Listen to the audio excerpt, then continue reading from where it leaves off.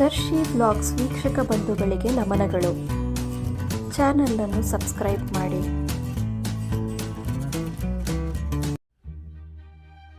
ಆರೋಗ್ಯ ರಕ್ಷಿಸುವ ಔಷಧಿ ಗಿಡಮೂಲಿಕೆಗಳು. ಅಮೃತ ಬಳ್ಳಿ. ಅಮೃತ, ಗುಡೂಚಿ, ಕಾಡು ಹಾಕು, ಕಾಶಿ ಮುಂತಾದ ಹೆಸರುಗಳಿಂದ ಕರೆಯುವ ಈ ಬಳ್ಳಿಯ ಉಪಯೋಗಗಳು ಹಲವು. ಗುಣದಲ್ಲಿ ಅಮೃತ ಸಮಾನ, ಆದರೆ ರುಚಿಯಲ್ಲಿ ಕಹಿ ಮತ್ತು ಒಗರು. ಅಮೃತ ಬಳ್ಳಿಯ ಉತ್ಪತ್ತಿ ಹೇಗಾಯಿತು ಎಂಬುದಕ್ಕೆ ಒಂದು ಕತೆ ಇದೆ. ರಾವಣ ಕಾಮಾತುರನಾಗಿ ಬಲವಂತದಿಂದ ಸೀತೆಯನ್ನು ಲಂಕೆಗೆ ಹೊತ್ತೊಯ್ದುದು. ನಂತರ ಶ್ರೀರಾಮಚಂದ್ರ ವಾನರ ಸೈನ್ಯದ ಸಹಾಯದಿಂದ ಲಂಕೆಗೆ ದಾಳಿ ಇಟ್ಟು ರಾವಣನನ್ನು ನಿರ್ನಾಮಗೊಳಿಸಿದ ಸಂಗತಿ ಎಲ್ಲರಿಗೂ ತಿಳಿದಿದ್ದೆ. ದೇವತೆಗಳಿಗೆ ತೊಂದರೆ ನೀಡುತ್ತಿದ್ದ ರಾವಣ ಹತನಾಗಿದ್ದು ಕಂಡು ದೇವೇಂದ್ರನು ಸಂತಸಗೊಂಡು ಯುದ್ಧದಲ್ಲಿ ಗತಿಸಿದ್ದ ವಾನರರನ್ನು ಅಮೃತಧಾರೆ ಹರಿಸಿ ಬದುಕುಳಿಸಿದ. ಅಮೃತಧಾರೆಯಿಂದ ಮತ್ತೆ ಸಜೀವರಾದ ವಾನರ ದೇಹದಿಂದ ಅಮೃತದ ಬಿಂದುಗಳು ಎಲ್ಲೆಲ್ಲಿ ಬಿದ್ದಿದ್ದವೋ ಅಲ್ಲೆಲ್ಲ ಅಮೃತ ಬಳ್ಳಿ ಹುಟ್ಟಿಕೊಂಡಿತಂತೆ. ಔಷಧೀಯ ಗುಣಗಳು. ಎಲ್ಲ ಬಗೆಯ ಜ್ವರಗಳಲ್ಲಿಯೂ ಅಮೃತ ಬಳ್ಳಿಯ ಉತ್ತಮ ಔಷಧಿಯಾಗಿ ಕೆಲಸ ಮಾಡುತ್ತದೆ. ಅಮೃತ ಬಳ್ಳಿಯ ತಾಜಾ ಕಾಂಡವನ್ನು ಜಜ್ಜಿ ಹಿಸುಕಿ ರಸ ತೆಗೆದು 2 ಚಮಚ ರಸವನ್ನು ಜೇನುತುಪ್ಪದೊಂದಿಗೆ ಬೆರೆಸಿ ದಿನಕ್ಕೆ 3 ಬಾರಿ ಆಹಾರ ಸೇವನೆಗೆ ಮುಂಚೆ ಕುಡಿಯಬೇಕು. ತಾಜಾ ಕಾಂಡ ಸಿಗದಿರುವಾಗ ಒಣಗಿದ ಕಾಂಡ ಬಳಸಬಹುದಾದರೂ ತಾಜಾ ಕಾಂಡವೇ ಬಹಳ ಪರಿಣಾಮಕಾರಿಯಾಗಿರುತ್ತದೆ. ಕಾಮಾಲೆ ಮತ್ತು ಲಿವರ್ ತೊಂದರೆಗಳಲ್ಲಿ ಪ್ರತಿದಿನ ಬೆಳಗ್ಗೆ ಖಾಲಿ ಹೊಟ್ಟೆಯಲ್ಲಿ 4 ಚಮಚ ಅಮೃತ ಬಳ್ಳಿಯ ರಸವನ್ನು ಜೇನುತುಪ್ಪದೊಂದಿಗೆ ಬೆರೆಸಿ ಕುಡಿಯಬೇಕು. ಅಲ್ಲದೆ ಅಮೃತ ಬಳ್ಳಿಯ ಎಲೆಗಳಿಂದ ತಯಾರಿಸಿದ ತಂಬುಳಿಯನ್ನು ಆಹಾರದಲ್ಲಿ ಸೇವಿಸಬೇಕು. ಸಂಧಿವಾತ ಅಂದರೆ ಮಂಡಿ ನೋವಿನಿಂದ ಬಳಲುವವರು 1 ಚಮಚ ಅಮೃತ ಬಳ್ಳಿಯ ರಸದೊಂದಿಗೆ 1 ಚಮಚ ಶುಂಠಿ ರಸ ಮತ್ತು ಜೇನುತುಪ್ಪ ಬೆರೆಸಿ ದಿನಕ್ಕೆ 2 ಬಾರಿ ಊಟಕ್ಕೆ ಮುಂಚೆ ಸೇವಿಸಬೇಕು. ಮಧುಮೇಹದಿಂದ ಬಳಲುವವರು 2 ಚಮಚ ಅಮೃತ ಬಳ್ಳಿಯ ರಸ ಅಥವಾ ಕಷಾಯ ತಯಾರಿಸಿ ಕುಡಿಯಬೇಕು. ದಿನಕ್ಕೆ 2 ಬಾರಿ ಊಟಕ್ಕೆ ಮುಂಚೆ ಕುಡಿಯಬೇಕು. ಬೆಳಗ್ಗೆ 3 ರಿಂದ 4 ಅಮೃತ ಬಳ್ಳಿಯ ಎಲೆಗಳನ್ನು ಅಗಿದು ತಿನ್ನುವುದು ಮಧುಮೇಹಿಗಳಿಗೆ ಒಳ್ಳೆಯದು.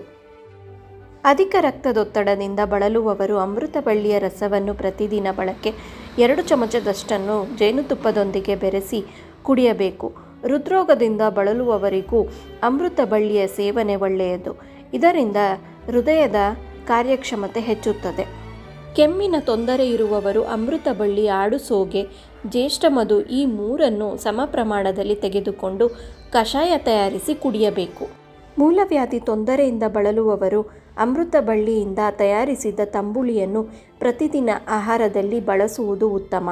ನಿಶಕ್ತಿ ಉಳ್ಳವರು 4 ಚಮಚ ಅಮೃತ ಬಳ್ಳಿಯ ರಸವನ್ನು ಜೇನುತುಪ್ಪದೊಂದಿಗೆ ಪ್ರತಿದಿನ 2 ಬಾರಿ ಸೇವನೆ ಮಾಡುವುದರಿಂದ ಕೆಲಸ ಮಾಡುತ್ತದೆ. ಮೂತ್ರ ಕಟ್ಟಿದ್ದಲ್ಲಿ 4 ಚಮಚ ಅಮೃತ ಬಳ್ಳಿಯ ರಸವನ್ನು ಮಜ್ಜಿಗೆಯಲ್ಲಿ ಬೆರೆಸಿ ಕುಡಿಯುವುದರಿಂದ ಸಲೀಸಾಗಿ ಮೂತ್ರ ವಿಸರ್ಜನೆಯಾಗುತ್ತದೆ. ಪಿತ್ತದ ಗಂಧೆಗಳು ಅಲರ್ಜಿಯಿಂದ ಬಳಲುತ್ತಿದ್ದಲ್ಲಿ ಅಮೃತ ಬಳ್ಳಿ ಎಲೆ ಮತ್ತು ಶ್ರೀಗಂಧದ ಚಕ್ಕೆ ಅರಿದು ಲೇಪಿಸಿಕೊಂಡಲ್ಲಿ ಉರಿ, ನವೆ ಕಡಿಮೆಯಾಗುತ್ತದೆ. ಚರ್ಮ ರೋಗಗಳು, ಇಸುಬು, ಕಜ್ಜಿ ಮುಂತಾದ ಚರ್ಮ ರೋಗಗಳಿಂದ ಬಳಲುವವರು ಬೇವಿನ ತೊಗಟೆ ಮತ್ತು ಅಮೃತ ಬಳ್ಳಿಯ ಕಷಾಯ ಸೇವನೆ ಮಾಡಬೇಕು. ಎದೆ ಉರಿ, ಉಳಿತೇಗಿಗೆ 4 ಚಮಚ ಅಮೃತ ಬಳ್ಳಿಯ ರಸವನ್ನು ಮಜ್ಜಿಗೆಯಲ್ಲಿ ಬೆರೆಸಿ ಊಟಕ್ಕೆ ಮುಂಚೆ ಸೇವಿಸುವುದರಿಂದ ಎದೆಯುರಿ, ಉಳಿತೇಗು ದೂರವಾಗುತ್ತದೆ. ಅಸ್ತಮ ರೋಗಿಗಳು ಅಮೃತ ಬಳ್ಳಿಯ ಕಾಂಡದ ರಸ ಇಲ್ಲವೇ ಅಮೃತ ಸತ್ವವನ್ನು ಆಡುಸೋಗೆ ರಸದೊಂದಿಗೆ ನೀಡಿದಾಗ ಉಸಿರಾಟ ಸಲೀಸಾಗುತ್ತದೆ. ಇದು ಶ್ವಾಸಕೋಶದ ಕಾರ್ಯಕ್ಷಮತೆಯನ್ನು ಹೆಚ್ಚಿಸುತ್ತದೆ. ಮಂಗರವಳ್ಳಿ. ಭಾರತದಾದ್ಯಂತ ಬೆಳೆಯುವ ಮಂಗಳವಳ್ಳಿಯನ್ನು ಮುರಿದ ಮೂಳೆಗಳನ್ನು ಜೋಡಿಸುವ ಗುಣವುಳ್ಳದ್ದಕ್ಕಾಗಿ ಸಂಸ್ಕೃತದಲ್ಲಿ ಅಸ್ಥಿಶೃಂಖಲ ಎಂದು ಕರೆಯಲಾಗುತ್ತದೆ. ಇದೊಂದು ಬಳ್ಳಿ ಗಿಡ. ಇದನ್ನು ಸಂದು ಬಳ್ಳಿ, ಸಂದಕದ ಗಿಡ ಎಂದು ಕರೆಯುವುದುಂಟು. ಎಲ್ಲೆಡೆ ಅಲಂಕಾರಿಕ ಗಿಡವಾಗಿ ಬೆಳೆಯುತ್ತಾರೆ. ಆದರೂ ಇದರ ಔಷಧಿ ಗುಣಗಳು ಪರಿಚಯ ಅನೇಕರಿಗಿಲ್ಲ. ಔಷಧೀಯ ಗುಣಗಳು. ಮೂಳೆ ಮುರಿದಾಗ ಮಂಗರವಳ್ಳಿಯ ಕಾಂಡವನ್ನು ಜಜ್ಜಿ ಮುರಿದ ಸ್ಥಳದಲ್ಲಿ ಪಟ್ಟು ಹಾಕಬೇಕು. ನಾಟಿ ವೈದ್ಯರು ಗ್ರಾಮೀಣ ಪ್ರದೇಶದಲ್ಲಿ ಇಂದಿಗೂ ಮೂಳೆ ಮುರಿದಾಗ ಈ ಬಳ್ಳಿಯನ್ನು ಚಿಕಿತ್ಸೆಗೆ ಉಪಯೋಗಿಸುತ್ತಾರೆ. ಮೂಲವ್ಯಾಧಿಯಿಂದ ಬಳಲುವವರು ಮಂಗರವಳ್ಳಿಯನ್ನು ಜಜ್ಜಿ ರಸ ತೆಗೆದು ಜೇನಿನೊಂದಿಗೆ ಬೆರೆಸಿ ಕುಡಿಯಬೇಕು ಮತ್ತು ಮೂಲವ್ಯಾಧಿಯ ಮೊಳಕೆಗೆ ಲೇಪಿಸಬೇಕು. ಚರ್ಮ ರೋಗಗಳಿಂದ ಬಳಲುವವರು ಮಂಗರವಳ್ಳಿ ಜಜ್ಜಿ ರಸ ತೆಗೆದು 2 ಚಮಚ ರಸವನ್ನು ಸೇವಿಸುವುದಲ್ಲದೆ ಮೇಲೆ ಲೇಪಿಸಬೇಕು. ಈ ನನ್ನ ಪ್ರಯತ್ನ ಇಷ್ಟವಾದಲ್ಲಿ ದಯವಿಟ್ಟು ಲೈಕ್, ಶೇರ್, ಕಮೆಂಟ್ ಮತ್ತು ಸಬ್ಸ್ಕ್ರೈಬ್ ಮಾಡಿ. ಧನ್ಯವಾದಗಳು.